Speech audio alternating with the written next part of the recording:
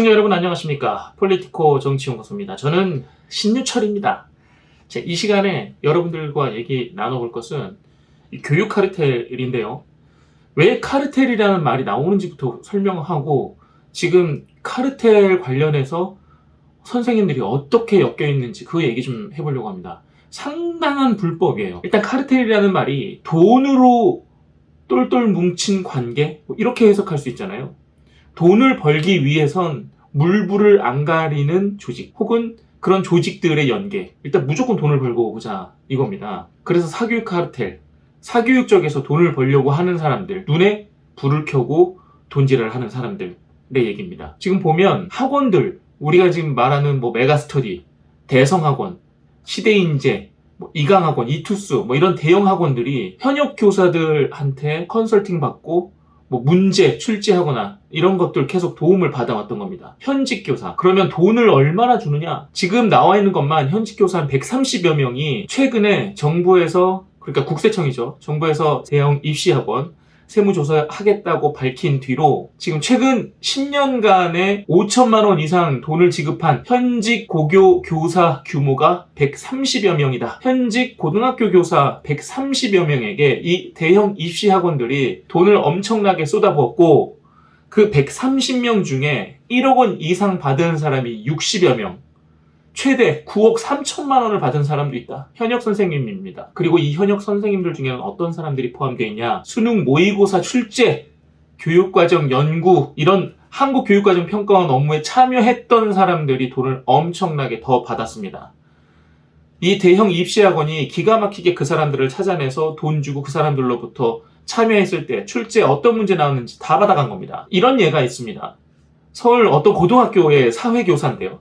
5년간 평가원에서 수당 4천만 원을 받고 참여를 했어요. 그러면 4천만 원을 받았다는 것은 거기서도 중요한 일들을 했겠죠. 그 평가원이랑 일을 하면서 동시에 입시 학원들로부터 또 4억 원을 받았습니다. 그냥 받았겠어요? 고생했습니다. 그냥 받았겠어요? 아니죠. 평가원에서 무슨 일을 했느냐? 거기서 어떤 문제 출제했느냐, 시시콜콜한 것까지 다 보고했겠죠. 4억 원어치 출제하는 사람들 경향까지 다 보고를 하지 않았을까. 자기랑 함께 했던 사람들, 이 사람들이 어떤 유형의 문제를 주로 내고 어떤 것들을 기피하고 어떤 것들을 가까이 하는지 세세한 모든 것을 아마 학원에서 다 쪽쪽 빨아갔을 것이다. 4억 원어치니까요. 10배를 받았잖아요. 그렇게 받아내서 4억 원을 받았는데 최고 9억 3천만 원 받은 교사도 있다고 하니까 얼마나 이 학원, 대형 학원들에서 돈을 때려 부었겠습니까? 그리고 대형 학원에서 돈을 때려 부은 만큼 받아간 것도 어마어마하다는 거죠. 이래서 카르텔이라고 하는 겁니다. 현직 교사는 그거대로 돈을 벌고 학원은 현직 교사의 입을 빌려서 또 문제를 만들어서 돈을 벌고 그 문제 그냥 단순히 만들었겠어요? 그것도 교재로 만들어서 팔았을 거 아닙니까? 그렇게 해서 학원들은 또 학원대로 돈을 벌어왔던 겁니다. 이래놓고서 이 대형 학원들은 정부가 대대적인 조정에 들어가겠다고 하니까 학생들이 불쌍하다잖아요? 왜 학생들이 불쌍합니까? 자신들이 불쌍한 게 아니고 한국교육과정평가원 업무에 관련해서 현직 교사로부터 얻어낸 정보, 불법적으로 다 얻어낸 거잖아요.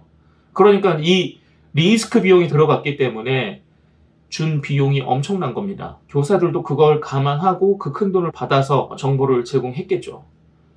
그런 죄값을 이제 치러야죠. 그런 식으로 불법으로 문제를 갖고 와서 학생들에게 다시 더 큰 돈을 받고 문제를 뿌린 그 큰 죄를 받아야죠. 학생들은 또 그럴 거야. 자기네 선생님이 그 학원에다 문제 팔았는데 자기네 선생님은 또 못 믿을 거야. 공교육 쪽에 있으니까.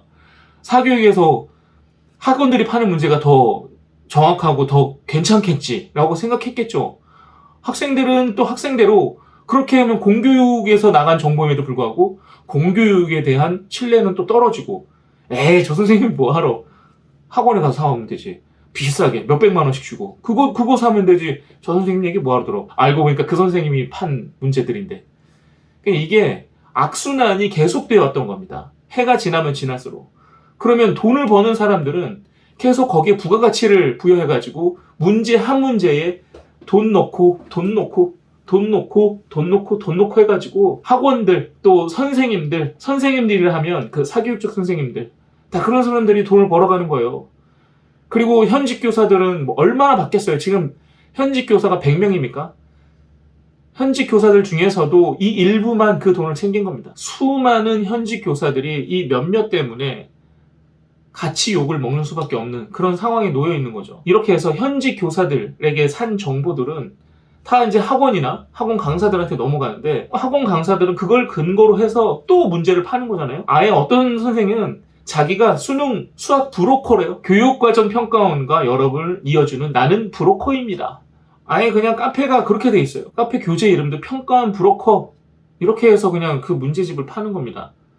비싸게, 더 비싸게 파는 거죠.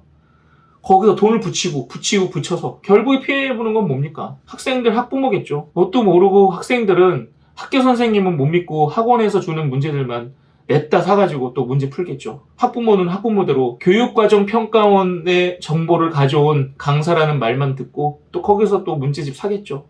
악순환인 겁니다. 비싸게 사야지.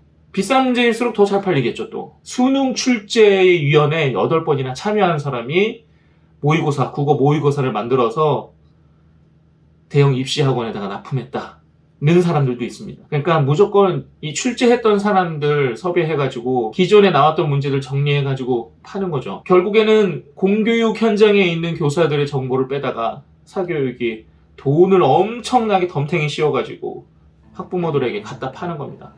그러면 학생과 학부모는 뭣도 모르고 그 정보 사는 거죠. 지금은 사례 몇 개가 지금 이제 나오고 있는데, 이런 것들이 쌓이면 왜 사교육 카르텔이라고 했는지 그 이유가 밝혀질 겁니다. 자, 오늘 마지막 한 줄 평으로 마무리하겠습니다. 그동안 학생들, 학부모 돈 빨아가지고 외제차 몰던 사교육 선생님들, 당신들 이제는 그만해라. 학생들 피 빨아먹는 거 그만해라. 여기까지입니다. 고맙습니다.